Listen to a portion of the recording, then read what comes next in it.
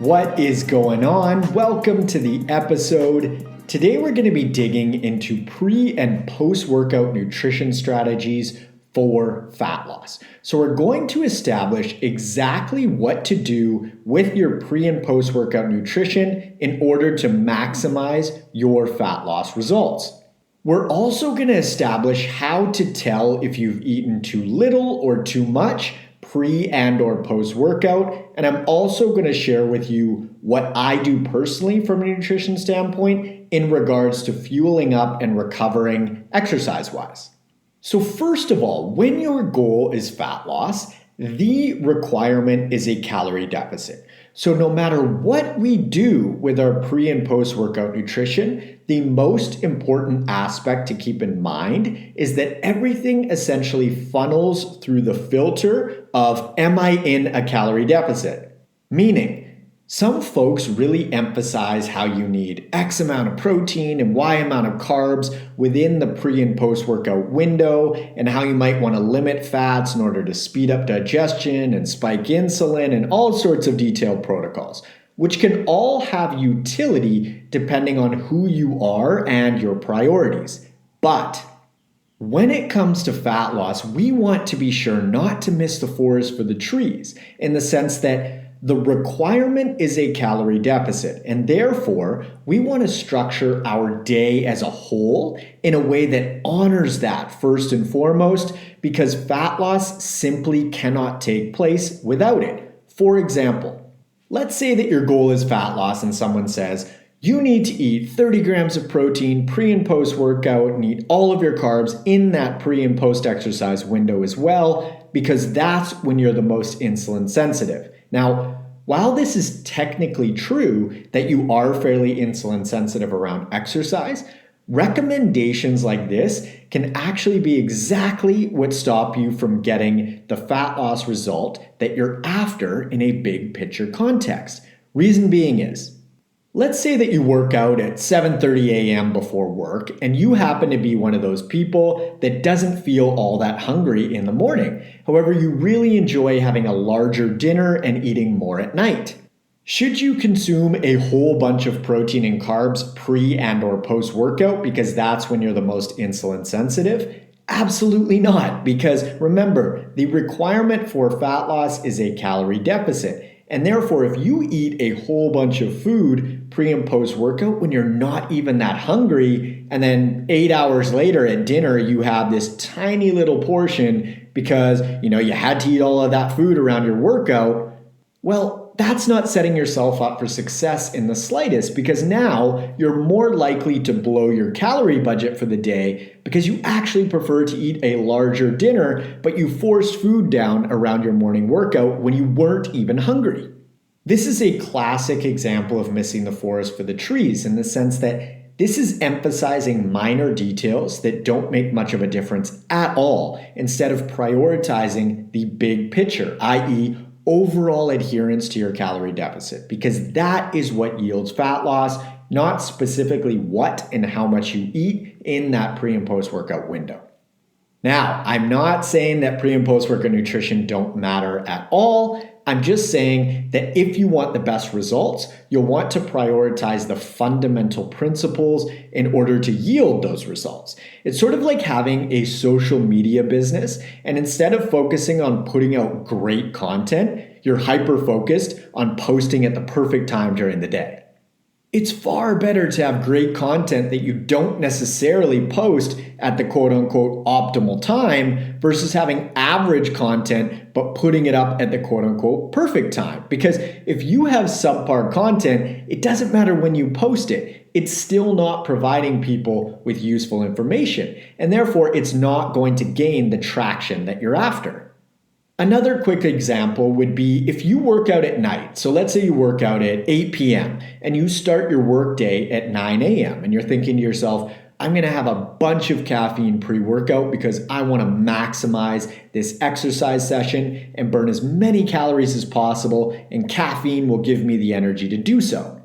Poor strategy, big picture, right? Because sure, you might be able to burn a few extra calories via increased stimulation from all that caffeine, but you're also not going to be able to get to sleep after that. And as a result, you're going to feel super tired and lethargic the next day, and you're not going to want to move much at all. And you're also more likely to make poor food decisions because you're sleep deprived. And all of a sudden, majoring in the minors and not seeing the big picture as far as what to prioritize stops you from getting the result that you ultimately want. So the moral of the story in the big scheme of things when it comes to pre- and post-workout nutrition, or just meal timing in general, meaning when you eat throughout the day, structure your approach in a way that makes it as likely as possible for you to adhere to your calorie deficit, because that is what yields fat loss.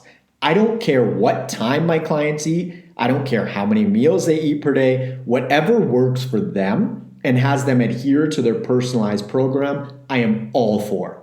So if they want to eat one giant meal per day because that works really well with their super busy schedule and they like that setup, great, we can accommodate that. If they want to eat 2 meals per day, we'll work with that. If they want to eat 3 meals and 3 snacks, we can do that too. I'm personally not attached to a certain protocol. I'm fully behind whatever sets my client up for success. And I'd recommend finding out what sort of meal cadence fits best for you individually and going with that.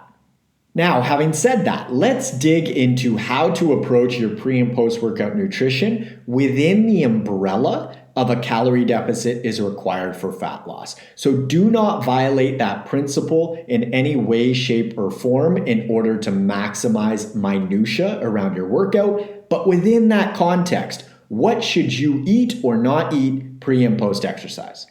Let's cover pre-workout first. Eat what has you feel and perform your best for that given workout. So that could be a small meal, a moderate meal, a large meal, whatever has you feel great heading into exercise. A few signs that you've eaten too little could be things like lightheadedness, dizziness, low blood sugar, outright hunger, obviously. You want stable energy throughout your workout, so fuel appropriately based on that. A few signs that you've eaten too much are an overly full stomach, feeling lethargic, acid reflux when you start exercising, difficulty breathing is another biggie, and also just feeling weighed down because you either ate too much and or too close to your session. Now, if you prefer a lighter meal before you work out, you're likely going to want to eat a little bit closer to that session timing-wise, and if you prefer a larger meal, you're going to want to give yourself a little more time to digest. You also don't have to eat at all. I've worked out fasted for years, so I've typically just had coffee in the morning, done some work, and hit the gym, and just eaten a larger meal post-workout. So by no means do you have to eat. This stuff is highly individual, and just do what has you feel and perform your best. A question that typically pops up on the back end of that is, are you going to lose muscle if you don't eat right before and or after your workout? And simply put, no. The body is far more efficient and resilient than that, fortunately. Now let's dig into the post-workout portion. So your post-workout nutrition is likely going to depend somewhat on your pre-workout meal, just because if you had a big meal pre-workout, you may not be all that hungry for a bit after your session. Also, exercise does a great job of blunting appetite. So if you're not hungry for an hour or 2, possibly more after your workout, that's totally fine. There's no need to force food down because remember, a calorie deficit is priority number 1. And so eating when you're not hungry is completely counterproductive. So just eat when your body is ready for nutrition.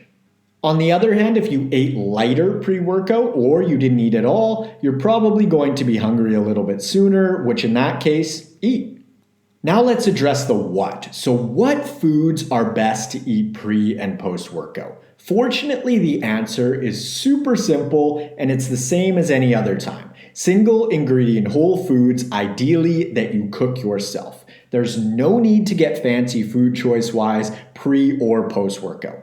And I'd recommend leaning towards whole food over things like protein powders and meal replacement shakes because whole food on a calorie per calorie basis is going to keep you far more satiated. And satiation is the name of the game when it comes to fat loss because it helps you adhere to priority number one, a calorie deficit. How many times can I say that in this episode? Okay, so specifics. Lean meat, fish, seafood, low-fat dairy if you tolerate it, fruit, veggies, starches like rice, potatoes, yams, even bread and pasta if you digest it well. Literally the exact same foods that you would eat at any other time during the day. And I know that bread and pasta aren't technically single ingredient foods, but I think that they're totally fine to include in your nutrition program. And as long as my clients digest them well, I include them in theirs as well. So you don't need to get these fancy, fast digesting proteins or carbs. Just eat normally because you're probably not a 250-pound bodybuilder that's prepping for a contest that just had a grueling workout session. Those folks have different requirements and priorities and drug considerations, to put it bluntly. Now I want to share with you what I do personally pre and post workout in regards to my nutrition, and typically I've had two different setups depending on what time I work out as of late. Setup number one is if I work out earlier in the day. So lately I've been waking up pretty early, usually around 5:30 a.m., and so I always have a tall glass of water and a couple cups of coffee first thing. And then if I'm going to work out around 8 or 9 a.m., I either won't eat anything or I'll have a small bowl of fruit, which yesterday was a banana and some grapes with cinnamon and a little bit of salt on it. Post-workout, I'll have a hefty serving of protein with some starchy carbs, veggies, and a little bit of fat. And yesterday, that looked like some chicken breast with white rice, zucchini, carrots, coconut milk, and a sprinkle of salt and pepper to taste. So on days like this, I typically eat two larger meals and either fast in the morning or have that portion of fruit like I mentioned. Now, if I work out a little bit later, so around 10 or 11 a.m., I've actually been having a little bit of a breakfast, which is pretty new to me because if you've been following me for a while, you know that I haven't really eaten much of a breakfast for years. So this is something kind of new. On these days, I'll usually have a lean and light protein source, like a whole egg with some egg whites, a small amount of veggies, and then that same bowl of fruit. So in both scenarios, I'm keeping it quite light because I feel a lot better working out with less food in me versus more. My post-workout meal is usually the same more or less, so if it is chicken, rice, veg, and coconut milk, I'll just go a little bit lighter on the chicken and rice because I had a proper breakfast, and that's really the only difference. So when I fast or just have fruit pre-workout, I have a larger lunch and dinner. And when I go for protein and fruit pre-workout, I'll have a slightly smaller lunch and dinner. The total calories are the same in both scenarios for the day. It's just that they're distributed slightly differently timing-wise due to scheduling. That's it. Hypothetically, if I worked out in the afternoon, which I rarely if ever do, I'd likely do more or less the same thing, just allow a little bit more time to digest lunch before I worked out. And if I worked out in the evening, I would probably split my dinner meal into two smaller meals, just because I find that if I eat too much too close to bed, it really messes with my sleep. This is very common, and so I wouldn't recommend eating large portions too close to bedtime. That's why a lot of folks experience the night sweats. So if that's you, I'd recommend moving your dinner to earlier in the evening. So that's pre and post workout nutrition in a nutshell. And as you can see, I don't do anything fancy with my clients and I don't do anything fancy personally. So I'd recommend prioritizing your calorie deficit by setting yourself up for success throughout your day as a whole versus zooming in too much and hyper-focusing on the pre- and post-workout window, because we don't want to miss the forest for the trees, being that the priority is fat loss. And therefore, the key is overall adherence and consistency over time, i.e. days, weeks, and months. If you're interested in applying for one-on-one nutritional coaching and or workout design with me, you can click the link in the description below or head on over to n1fitness.com/coaching. Follow me up on Instagram at N1Fitness, on TikTok at the N1Fitness, and feel free to friend me on Facebook at Marcus Sadu. I would love to hear from you. Thank you so much to the folks that have taken an extra 15 to 30 seconds out of their day to leave a review on their favorite podcast platform. I truly appreciate you because that's what helps this pod grow and reach more folks with this information. And lastly, be sure to hit the subscribe button. Thanks so much for tuning in. I hope that you found this useful, and I will catch you on the next episode. See ya.